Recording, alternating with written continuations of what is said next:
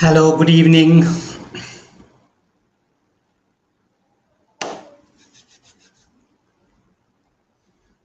So let's start with today's session. Today we are going to discuss about Dinacharya. Dinacharya is your daily routine. Okay, so good evening, Masya.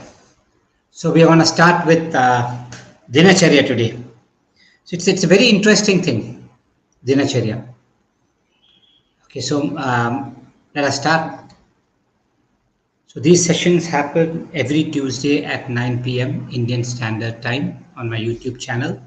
So you can join and you can ask your questions and I'll try to answer to my capability. Okay.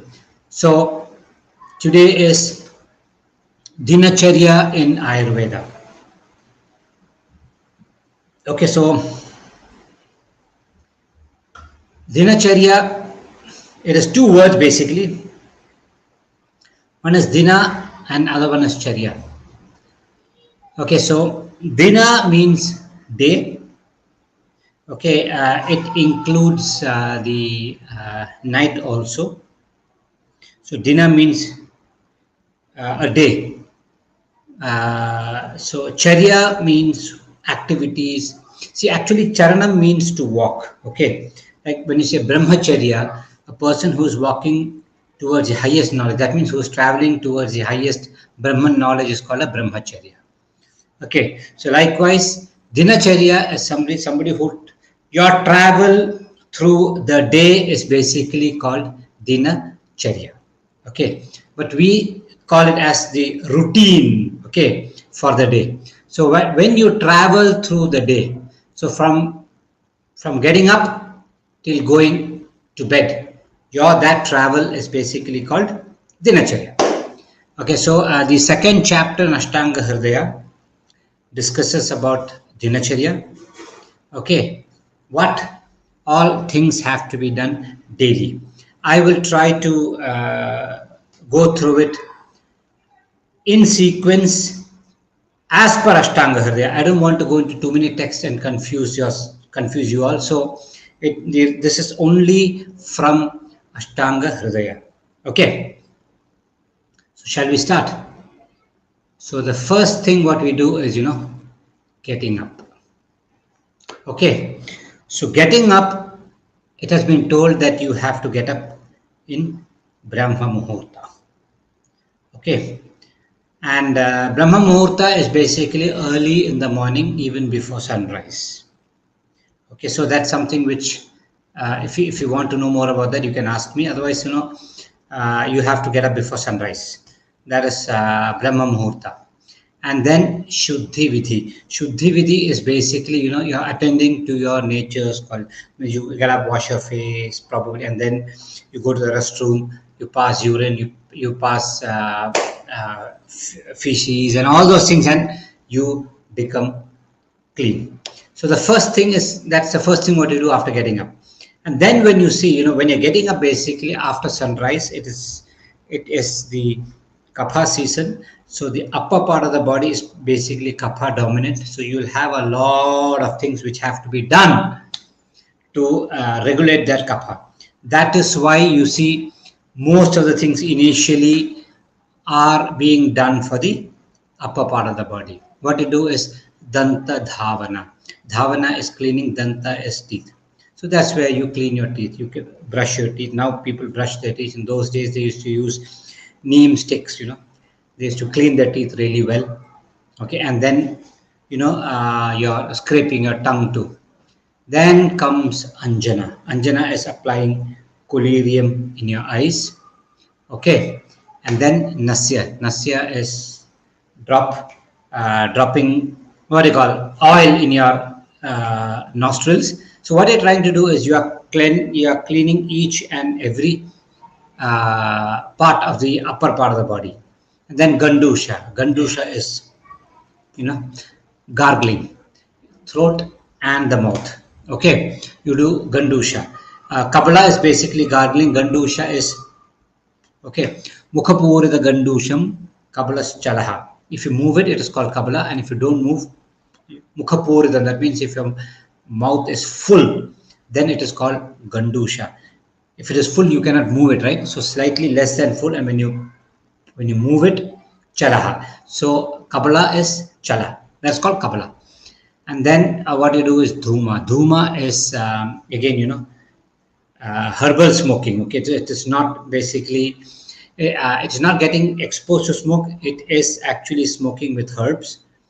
Okay, Tambula. Tambula is also consuming betel leaf.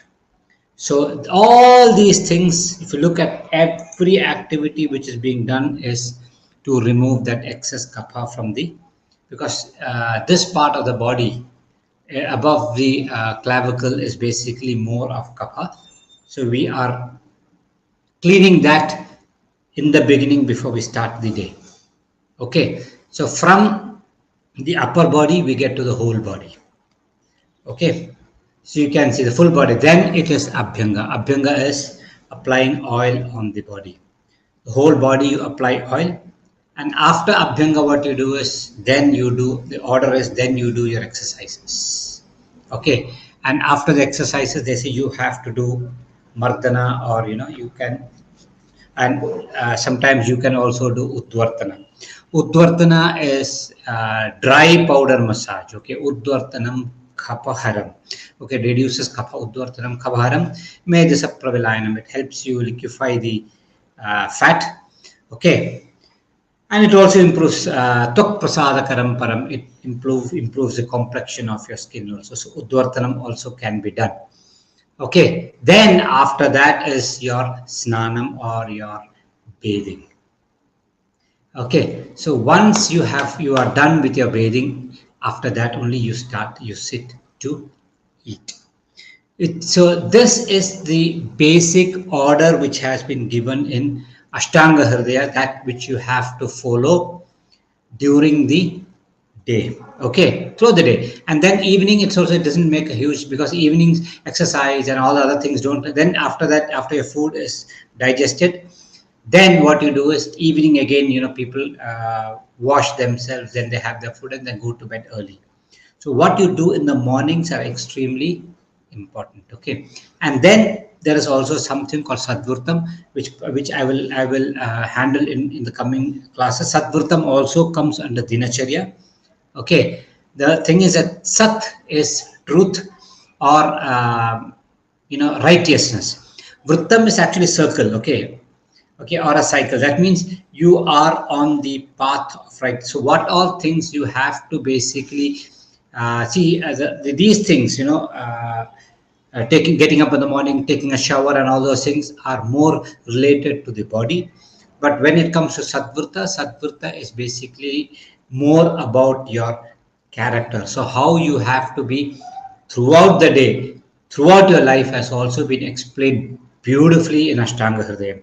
Okay, one of these days we'll also handle that. So if you've got questions, you can ask.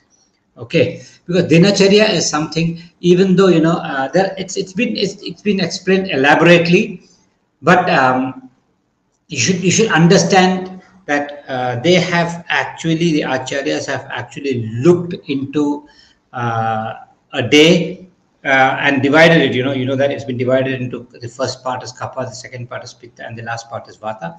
And then according to that, how activities we have to do, starting from going to bed, okay, in the night, and then getting up in the morning, how we have to be decides how healthy we can be.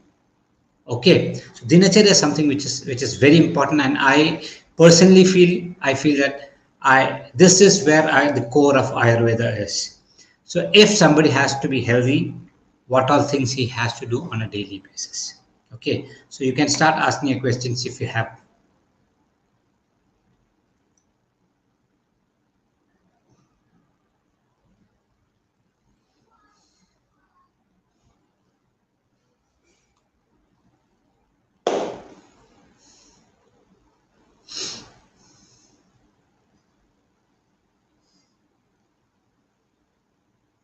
Drinking,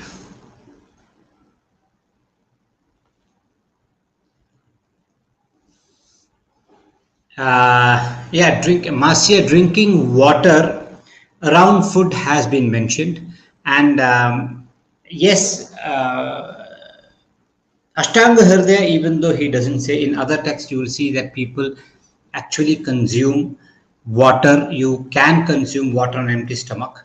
Okay. The advantage of drinking water on empty stomach is that your peristalsis actually starts and that initiates your bowel movements. So you drink, but I don't recommend you drinking liters and liters of water getting up in the morning. See that you drink a little bit of warm water. Don't make drinking water a big habit like that.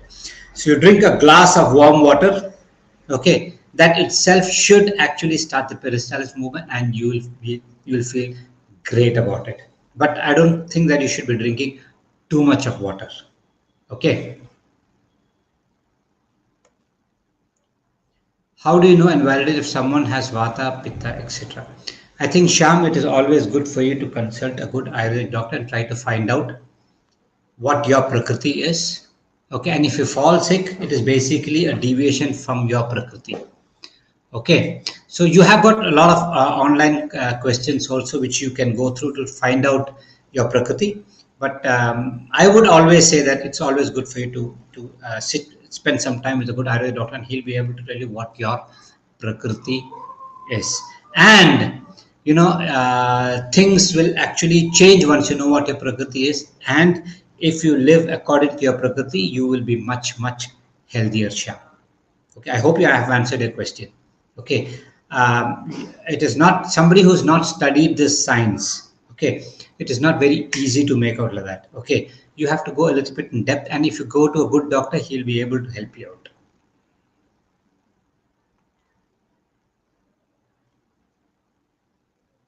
There is some confusion regarding Usha Pan. Some say it's mentioned in scriptures, some say it is not. I don't know what you meant by Usha Pan. Arvind, I'm not very sure what you actually meant about. Okay, Usha can also. Did you mean night? Usha means night. No. Pan is what pan? I don't understand. Is it drinking, or if you can just type it a little bit better, I think I'll be able to. Let me see if you can answer that. Okay. But that word doesn't come in Ashtanga Hridaya at all. That much I can tell you. But I don't know what you meant by the word Usha Pan. Okay, Arvind, if you can type it, it'll be good for all of us. So when you see one thing, most people have this doubt is, getting up. I think it means drinking water on empty stomach first thing in the morning. Okay, so getting a first thing in the Ashtanga Hridaya doesn't mention any of those things. Getting up in the morning and having water, no. But I would say yes, certain texts do say that, later texts. So it says that you can drink a little bit of water. But as I said just before, don't overdo your water. Okay, have a little bit of water and then see that you pass your motions well. Okay. So when you look at, see, a lot of people have asked me these questions every time. You will see a lot of people say that you have to get up at Brahma Muhurta, and you keep on getting up at Brahma Muhurta, you'll become healthy. Okay, I think you would have heard that, but that is not true at all. Okay, Ashtanga Hridaya very clearly says, Brahme Muhurte Uttishtet Swastha Rakshartham Ayushaha. Okay, Brahme Muhurte Uttishtet. That means you have to get up at Brahma Muhurta. Now, who has to get up at Brahma Muhurta? Okay, now before that, why do you have to get up at, who has to get up at Brahma Muhurta? Swasthaha. That means a person who is healthy has to get up at Brahma Muhurta, not to become healthy. So, Brahme Muhurte Uttishtet Swasthaha Rakshartham Ayushaha. Rakshartham Ayushaha means to actually protect his life. Or, so for a person who is healthy, If he has to get up at Brahma Muhurta to see that his health is protected. So don't get confused that you have, if you start getting up at Brahma Muhurta, you will become healthy. Now, if you have to get up at Brahma Muhurta, that is before sunrise. So that means you should calculate that you have to actually sleep maybe 7 or 8 hours before that. So for sunrise is at about 6 o'clock or so, Brahma Muhurta doesn't last till 6 o'clock. Brahma Muhurta ends somewhere around 5:15. So if you calculate about 8 hours before that, so somewhere around 9 o'clock, 9:30, you have to go to bed. That means you have to be well rested. Okay. Sharira chintyam. So when you say Brahma Muhurte Uttishtet, Uttishta doesn't mean getting up. Okay. Utkarshena tishtati. That means you are getting up. Utkarshena. That means with vigor or vitality. When you get vigor and vitality, that means when your sleep is complete. Okay, so when will your sleep be complete? If you have probably slept for 7 to 8 hours. Okay, you can't sleep for 4 hours and say that. And then again, you'll be sleep deprived. So every word, so when he says uttishtet, you have heard it even in Suprabhatam, right? Uttishta, uttishta, uttishta, uttishta. When you tell about Sri Rama, how do you wake him up? Okay, so uttishta, so getting up, utkarshana, that means with vigor. That means you are well rested and you are getting up at Brahma Muhurta. That is for a healthy person. Okay. But all persons have to get up by sunrise. Period. Okay. Yeah, Hariharan. What is the right way to use Arimedadi Thailam? Yes, Arimedadi Thailam or Arimedas Thailam, which is available in the market. It is used for Gandusha. Yeah, the English word or this modern word for Gandusha is oil pulling. That means you put inside a mouth. Even for Kabbalah, you can use it. You use it. We'd say hold it for at least 15 to 20 minutes in your mouth, and then you can spit it out. Okay. Arimedas Thailam will actually help a lot of issues. Weak gums, even for teeth decay, initial teeth decay, and all those things. Arimedas Thailam is actually very, very, very effective. Hariharan.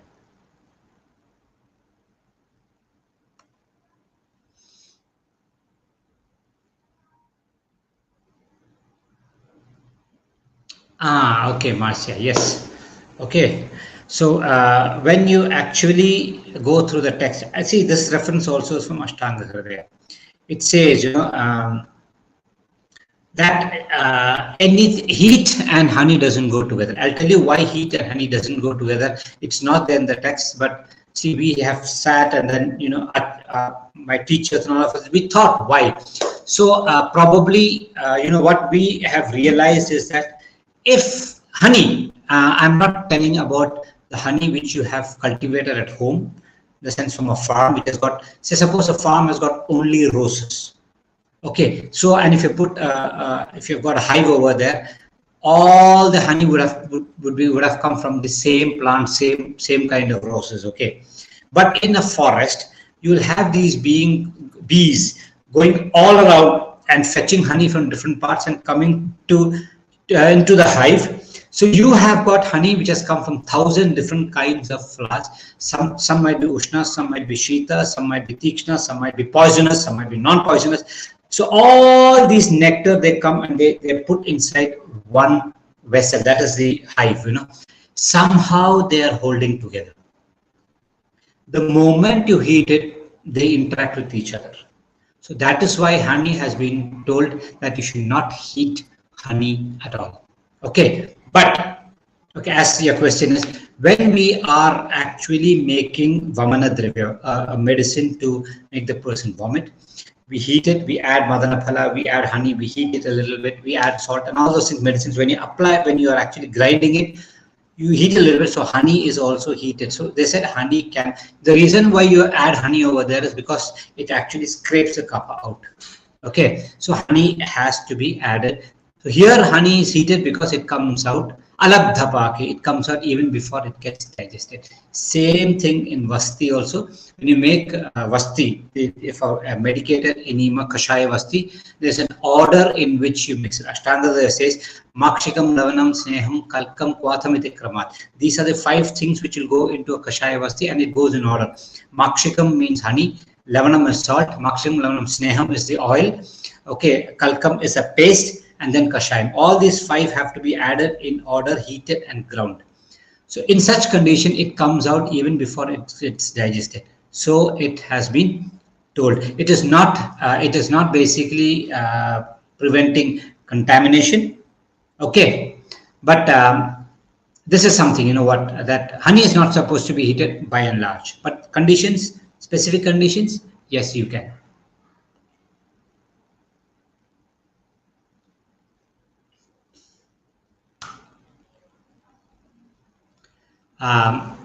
Well, Shri, you know, the thing is that milk and viruddhahara of milk and fruit, you know, we are only looking at this viruddhahara from the modern aspect of chemicals, you know, that the fruit is sour and the milk is not sour. Anyway, milk is going to get curdled. So what is the problem in adding the sour? Acharya never thought about the acid or any of those things. It is basically, you know, Virya Viruddha. Most of the fruits, you know, when they are Amla Rasa, okay, Amla Rasa is Ushna Virya. Amla Rasa is Shita Sparsha, that means it is cold to touch. Shita Sparsha Ushna Virya. It is cold to touch, but it's hot once it goes inside. Everything that is citrus, okay, everything that is amla rasa, that's slightly sour. So when that gets mixed with milk, okay, it becomes viruddha. It's got nothing to do with the acid. It's got nothing to do with that, okay, because it is virya viruddha. Hope that is clear.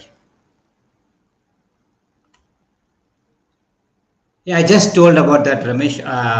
Oil pulling or Gandusha or Kabbalah is actually good. You can do it on a daily basis.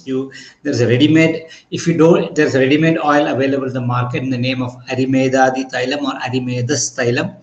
If you don't have that, also you can actually do it with sesame oil or also with coconut oil. It actually strengthens your teeth in the sense the gums get stronger and the base of the teeth are the gums, right? So they get stronger and your teeth actually get stronger. It is very good to do oil pulling on a daily basis.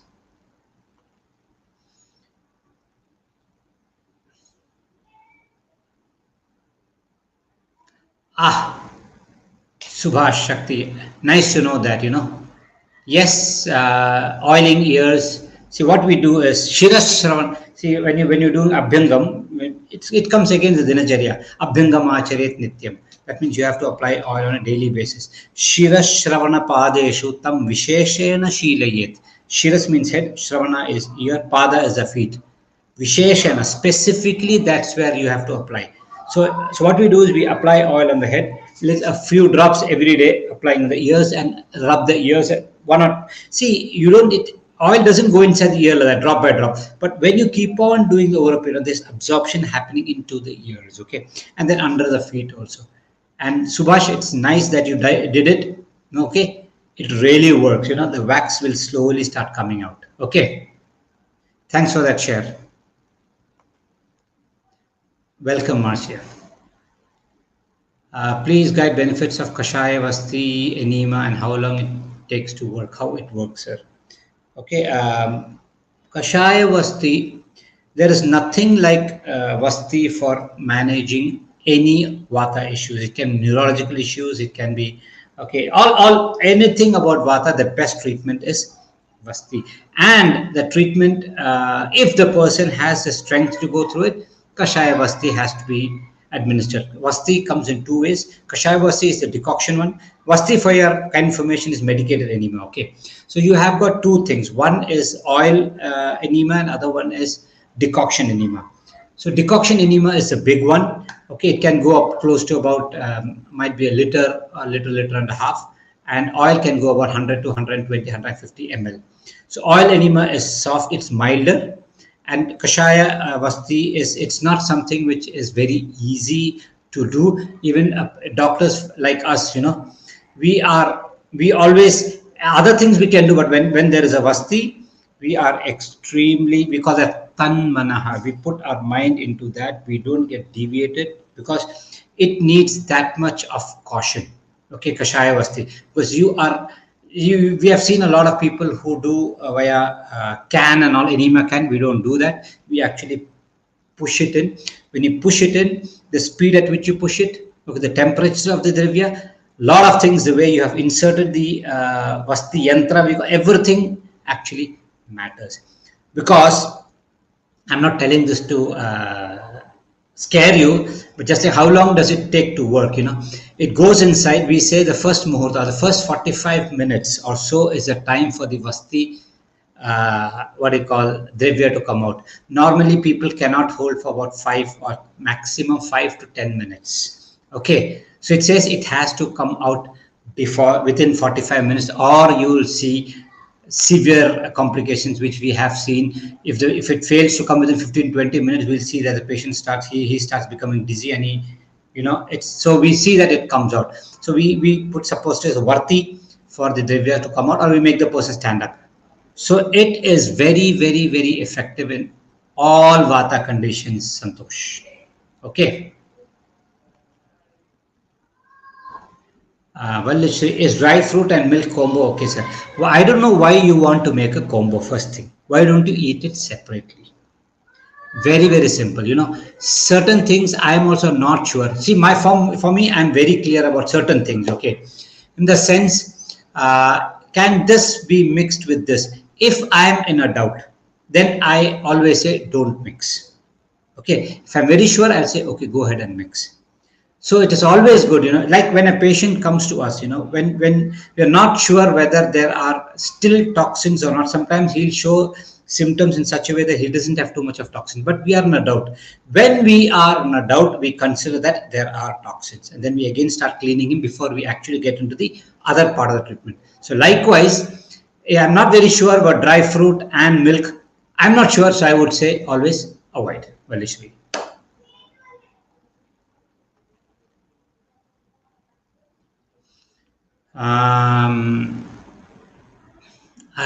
Any YouTube channel? I don't know, Aravind. I'm very sorry, Aravind, because I'm not something who is tech savvy in such a way. I don't go through YouTube at all. Sorry. Okay, so I'm not very sure which channel can actually explain all these things. Traditional Ayurvedic. See, Ayurvedic way of cooking, I will tell you, you just pick up a book, Ayurvedic textbook, and many people have written a lot of books. Okay, you just go through the books and you will find a decent way of cooking. One part of it. Second part of it, whichever part of India you are from, Aravind, you spend time with your parents, your grandparents, or people in your community and try to find out how they were cooking the traditional foods. And in my opinion, that is the best thing for you. Don't get too pulled into how the Ayurvedic texts have mentioned 2,000, 3,000 years back. Things have, over these years, when things changed, our ancestors made slight differences here and there. And still, you can see people are doing a lot of tweaking right now. That's okay. By and large, if you know the way it has to be cooked, it's fine. Okay. So spend time with your parents, relatives, your community people, and try to find out how to cook those. Okay.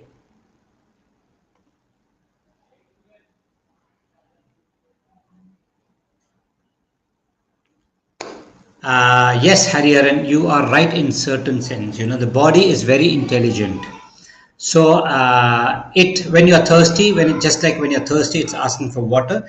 When you're hungry, it's asking for food. When you lack something, like if you're somebody who's always sitting on the computer and working, you will feel like eating a sweet, because the brain is something which eats up a lot of glucose, and your body becomes glucose deficit.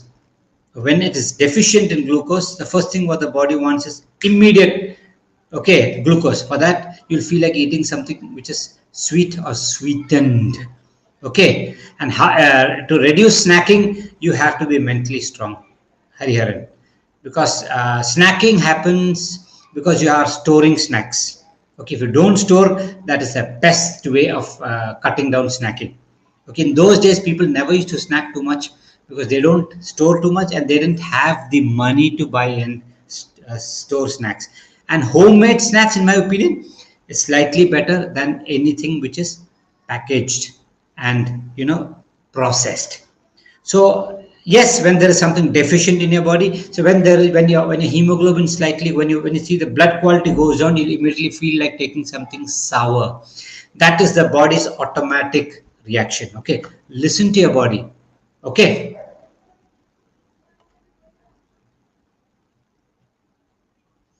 I have undergone recently Kashaya Vasti around 3 minutes. 3 minutes is actually not very bad, Santosh Kumar. Okay, you're able to hold it for 3 minutes is good, no problem. Okay, you don't have to feel, oh, it came out in 3 minutes. Don't worry at all.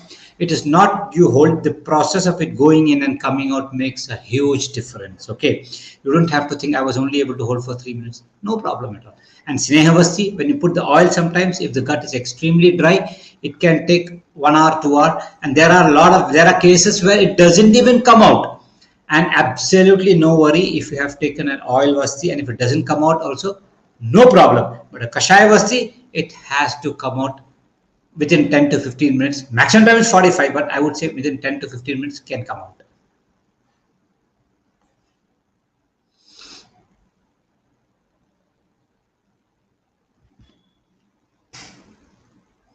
Hariharan, see, milk, let me put it this way.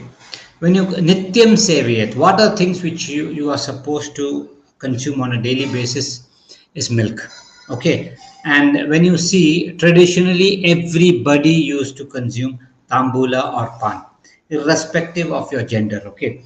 The moment girls, once they mature, normally, okay, might be at 12, 13, 14, they are given tambula, they apply, calcium is what chuna, we call it calcium, and they consume. People in those days, especially if you look at pahadi people who live near the mountains in India, everybody eats pan with a lot of calcium. That is the way they are, that is a part of our culture. We have stopped everything.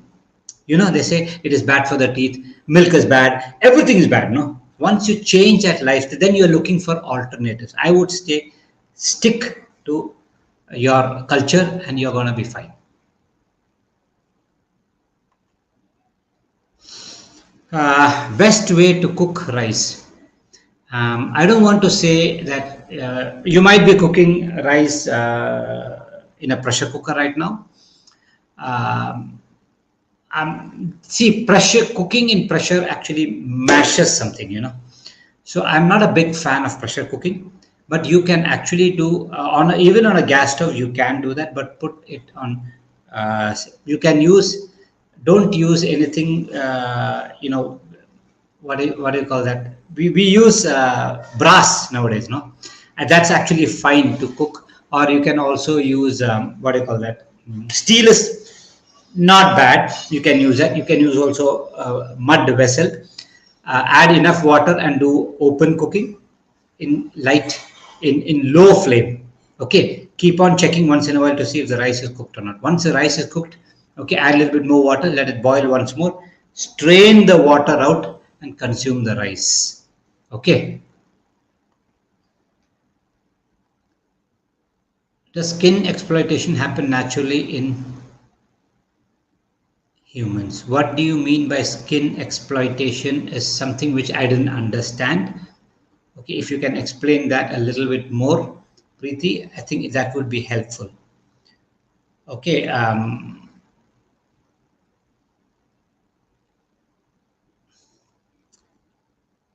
So in Dinacharya, okay, you don't have to do extremes. As when we saw what exercise also, we saw that you don't have to go to the gym and do 2 to 3 hours, 4 to 5 hours on the gym. No, you have to do things, you go to the gym for an hour or you go for a walk for 45 minutes. But the thing is that if you do that every day consistently, you'll start seeing results.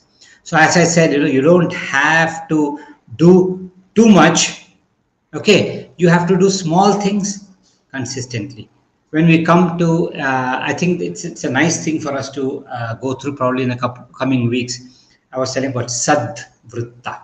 Okay, Sadvrutta is how do you stay righteous, okay, in your day-to-day things. Once you handle that, we'll see that. This says the importance of moderation. Okay, it is skin exfoliation. Yeah, skin exfoliation happens in every cell of the body. Okay, skin exfoliation. Every cell of the body is actually dying and getting regenerated, dying and getting regenerated. Okay, Preeti, one thing which you have to understand is once, see, after a certain age, you have reached maybe about 20, 21, 22, where you have reached a maximum physical growth. After that, you know that every day your cell dies. If your cell is dead today and then it gets replaced by another cell, one thing let me tell you, the cell which died yesterday was stronger and healthier and younger than the cell which came today. And the cell which is going to come day after tomorrow, I'm telling you about a healthy person, is going to be old. It's not going to be as healthy as that is how you're going to die, right? That's what the body is. Body is sharira. That means that which is going towards destruction. So every cell, the cell which has replaced the previous cell is not as healthy as the cell which died yesterday. Okay, that is how slowly your body gets degenerated. Skin is not an exception. Same thing happens to the skin also.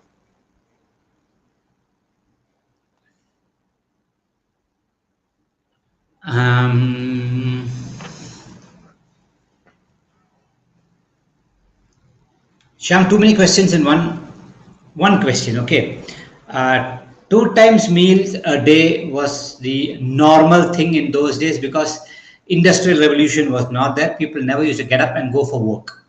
Now you get up in the morning, you have to rush for work, and the lifestyle has changed. I would say eating thrice is not at all a problem in this modern day.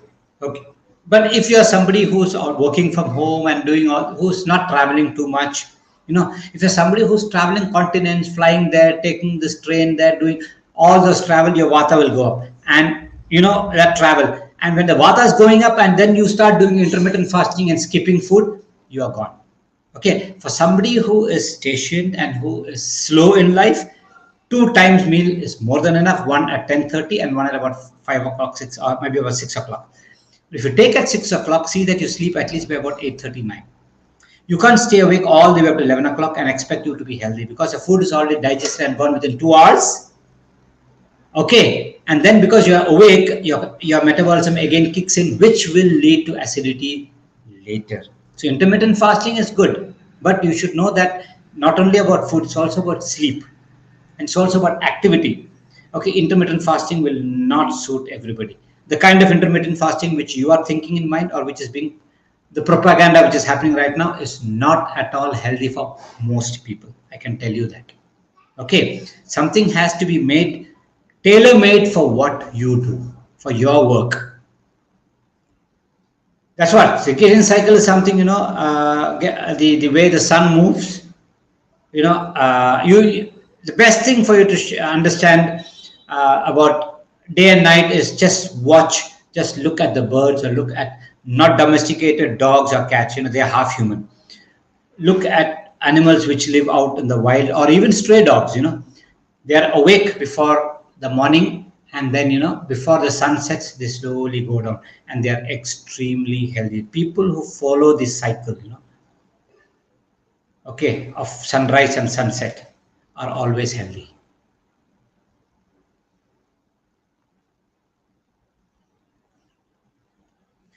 Santosh, I don't agree to what you say, because your idea of science is different. Okay, because you are from probably the physics, chemistry, biology science. I am from the Panchamahabhuta science, and I say there's enough studies and enough things that has happened in Ayurveda. Okay, it is just because they don't understand lot of modern people don't understand the language which we speak. They say it is not scientifically validated. Uh, I'm not telling this to hurt you, but this is the truth. And lot of people, more, see, I'm telling you, lot of people from other countries are trying to understand Ayurveda through the Ayurvedic language. You try to see, you cannot understand German in English. You have to understand German in German. Likewise, if you want to understand how Ayurvedic principles work, it's always good for you to understand the principles on which Ayurveda works. Right, Santosh? We are not lacking in scientific research. Okay? No.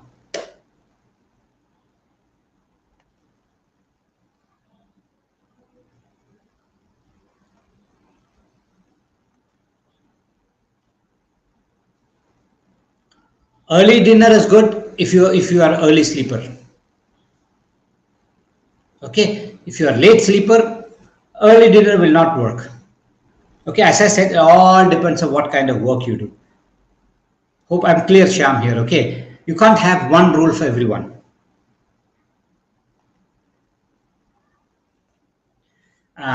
This is something, my guru used to say, when we say Jersey cow, he used to say Jersey. Okay, I don't think it is a cow. It looks like a cow. It's a huge animal which also gives milk. So we would compare a Jersey milk to close to being like a buffalo. Okay, it's a huge thing. It is extremely heavy.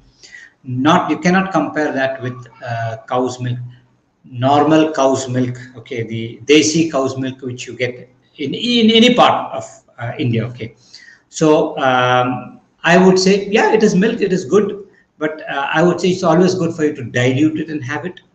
And how the Jersey is being fed, what is being fed, whether you're giving it injection, all those things are something which you have to look into. Otherwise, yeah, milk is milk, but qualities differ. I would classify that closer to buffalo's milk than to cow's milk. Okay, so are we coming to the close to the session? And to answer a question, Santosh, okay, scientific research, a lot of studies are happening. Okay, they are trying to, but the problem is that we get into, just like turmeric, I'm telling you. Okay, let me take turmeric as an example. Turmeric is a very, very, very potent herb which is being used in Ayurveda. Okay, scientific studies have happened on turmeric. It is called curcuma longa. Okay, and they ran the thing and they found out that the most active principle is curcumin. Okay, and they started extracting curcumin, and it is antimicrobial, antifungal. It is good for a lot of conditions, turmeric. So they found out, they ran the research and they found out that curcumin is the most active principle. And then they started extracting curcumin from curcuma, and you get curcumin tablets and curcumin capsules everywhere now. Okay, and let me tell you, curcumin, turmeric in moderate or less than moderate. I would say you're putting turmeric in all your curries and all those things, and you're cooking it. It is actually not toxic, or it is actually healthy. But when you start taking 1 teaspoon of turmeric in milk and having that every night, okay, you are actually overdoing it. And for your kind information, turmeric is hepatotoxic. It is bad for your liver. Curcumin, if you consume just curcumin like that, it is actually bad for your liver. Millions and millions of dollars have been put in for the research of what do you call curcumin. It is still there in the market. Okay, so scientific researches, modern scientific researches happen in a different way, which cannot be put into the Ayurvedic thing, because we look at the rasa, guna, virya, vipaka, karma, prabhava of a devya. I don't know whether you understand these words. That is the way we look at it, and we have been successful in handling patients. Santosh, I think I've tried to put it across in a different way to you. Okay. So thank you very much. Okay, I'll see you next week. Probably next week we'll handle Rutucharya. We did Dinacharya, Rutu seasonally how we have to do slight modifications in our lifestyle. Okay, daily, but seasonally what differences we have to do. Okay, so see you next week.